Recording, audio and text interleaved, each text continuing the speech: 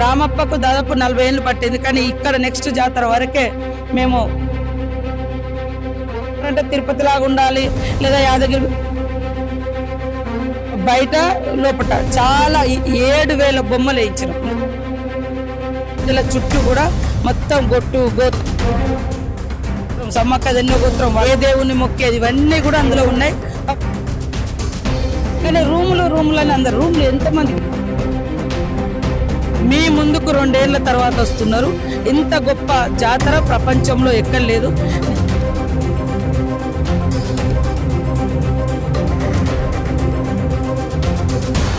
Hi hello నమస్తే, welcome to Suman TV. Asia ఖండంలో జరిగేటువంటి ఆదివాసీ గిరిజన జాతర సమ్మక్క సాలమ్మ జాతర. ఈ జాతరకి మొదటి ఘట్టంతో ప్రారంభమైంది. ప్రస్తుతం మనం మహబూబాద్ జిల్లా గంగారం మండలంలో ఉన్నటువంటి పూనుగొల గ్రామంలో ఉన్నాము. ఈ పూనుగొల గ్రామంలో కూడా ఒక ప్రత్యేకత ఉంది. ఎందుకంటే సమ్మక్క భర్త ఎవరున్న పగిడిద్దరాజు ఇక్కడి నుంచే పెళ్లి కొడుకుగా ముస్తాబేసి ఇక్కడ నుంచి వెనక వంశీలంతా కూడా గ్రామంలో ప్రత్యేక పూజలు వేసి ఉంటారు. ప్రస్తుతం మనం పగిడిద్దరాజు దేవాలయం దగ్గర ఉన్న పొడుగొండలో మంత్రి సీతక్క వచ్చి అంటే గౌరవప్రదంగా వచ్చి ఇక్కడ సంబంధించినటువంటి పట్టు వస్త్రాలు సంప్రదాయ ప్రకారం అందించారు. జాతర ఎలా సాగుతుంది చెప్పేసి మీరు అడిగి మీరు చెప్పండి, జాతర ఎలా ఉండబోతుంది? జాతర అద్భుతంగా మహా జాతర అంటే ఇంకా మహా జాతరగానే చేస్తాం, జరుగుతుంది. అది భక్తులందరి విశ్వాసం నమ్మకంతో వస్తున్నారు. వాళ్ళకి కావాల్సినటువంటి బస్సెస్ కానీ ట్రాఫిక్ జామ్ కాకుండా వచ్చిన పబ్లిక్ ఉండే చోట శానిటేషన్ నీట్గా ఉంచడం, డ్రింకింగ్ వాటర్ అందుబాటులో ఉంచడం ఇవన్నీ కూడా మేము ఏర్పాటు చేసినాం. క్యూ లైన్లు కూడా బాగా చేసినాం. ఈసారి దయచేసి విఐపీల తాకిడి తర్వాత వాళ్ళది ఒకటే ఈ ఒత్తిడి ఉంది. కానీ సాధారణ జనాలు అందరూ ఎవరి క్యూ లైన్లలో వాళ్ళు వెళ్తున్నారు. ఓపిక్గా అందరూ లైన్లలో వస్తే అంతా బాగా జరుగుతుంది. మంచిగా ముఖ్యమంత్రి గారు కూడా 2 సార్లు వచ్చిండు. ఇప్పటికే మాస్టర్ ప్లాన్కి వచ్చిండు, గుడి ఓపెనింగ్కి వచ్చిండు, తర్వాత సంపూర్ణంగా మేము అడిగిన నిధులన్నీ ఇచ్చిండు. కాబట్టి అందరు పూజారులు ఆదివాసీ సంఘాలు అందరూ సమన్వయంతో ఐటీడీ ఆధ్వర్యంలో ఎండోమెంట్ ఆధ్వర్యంలో చేస్తూ ఉన్నారు. వచ్చేటువంటి భక్తులకు కూడా 13,000 మంది పోలీసులను ఏర్పాటు చేసినాం. ఎక్కడికక్కడ క్యూ లైన్స్ కానీ మానిటరింగ్ చేయడం కానీ. కాబట్టి ఎవరు కూడా ఓవర్టేక్లో బండి కొద్దిగా ఆగానే ఇంకోలు పోయి ముందు పెడతారు వెహికల్, దాంతో ట్రాఫిక్ జామ్ అవుతుంది. దయచేసి నేను ఒకటే చెప్తున్నా, దేవుని కాడికి వచ్చినప్పుడు మంచి మనసుతో రండి, ఓపికగా రండి, ప్రశాంతతతో రండి, భక్తితో రండి, బాధ్యతతో రండి. మీరు కోరిన కోరికలన్నీ తీర్చే తల్లులు మీ ముందుకు 2 ఏళ్ల తర్వాత వస్తున్నారు. ఇంత గొప్ప జాతర ప్రపంచంలో ఎక్కడ లేదు. నిన్ననే మీరు చూసిరు, న్యూజిలాండ్ నుంచి ట్రైబల్స్ ఆదివాసీ కళాకారులు వచ్చి ఇక్కడ గొప్పగా డ్యాన్స్ చేసి వాళ్ళు మాకు వాళ్ళ కల్చర్ను ఇలా ఇచ్చిపోయారు. కల్చర్ ఎక్స్చేంజ్, మన డ్యాన్సులు మన ఆటపాటలు వాళ్ళ ఆటపాటలు కలిపి సమ్మక్క గద్దెల ముందు మేము నిర్వహించడం జరిగింది. అది ప్రపంచవ్యాప్తంగా పోయింది ఈసారి. కాబట్టి రాబోయే కాలంలో యునెస్కో గుర్తింపు కూడా రాబోతుంది, వస్తుంది తప్పకుండా. రామప్పకు దాదాపు 40 ఏళ్ళు పట్టింది. కానీ ఇక్కడ నెక్స్ట్ జాతర వరకే మేము స్పీడప్ చేస్తూ ఉన్నాం. ఇప్పటికే టేబుల్ బుక్ ఒకటి, కాపీ టేబుల్ బుక్ అనేది ఒకటి పాండురంగారావు గారు తయారు చేసిండ్రు. మనం ఎయిర్పోర్ట్లలో విఐపీలు అక్కడెక్కడ ఉన్న అక్కడ చూస్తూ ఉంటారు. అక్కడ కూడా మా సాంప్రదాయం, మా దేవుళ్ళు, మా విశిష్టత కూడా అక్కడ తెలియజేయడం కోసం కాపీ టేబుల్ బుక్ వచ్చింది. ఆల్రెడీ యునెస్కో కూడా అంతా ప్రిపేర్ చేస్తున్నారు. వెళ్తుంది తప్పకుండా నెక్స్ట్ జాతర వరకు. గత జాతరతో పోలిస్తే ఈ జాతరకి మొత్తం వేరుగా హంగులతో ఏర్పాటు చేశారు. ఏ విధంగా పబ్లిక్ ఏ విధంగా అంటున్నారు? రేవంత్ రెడ్డి గారు ముఖ్యమంత్రి గారు చాలా వారికి పట్టుదలగా ఉంది. వారు కూడా నాకు తెలిసి 2010 నుంచి మేమిద్దరం 9లో ఎమ్మెల్యేలమైనాం.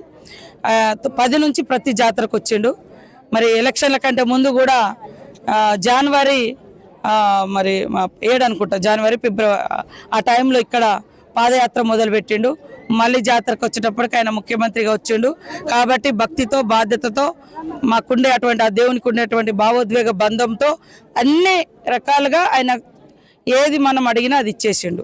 కాబట్టి ఇక్కడ అన్ని హంగులు, అదేవిధంగా ఆధునికం ఉంది, ఆదిమ ఉంది. వచ్చే భక్తులేమో కొంత ఆధునికత కూడా కోరుకుంటున్నారు.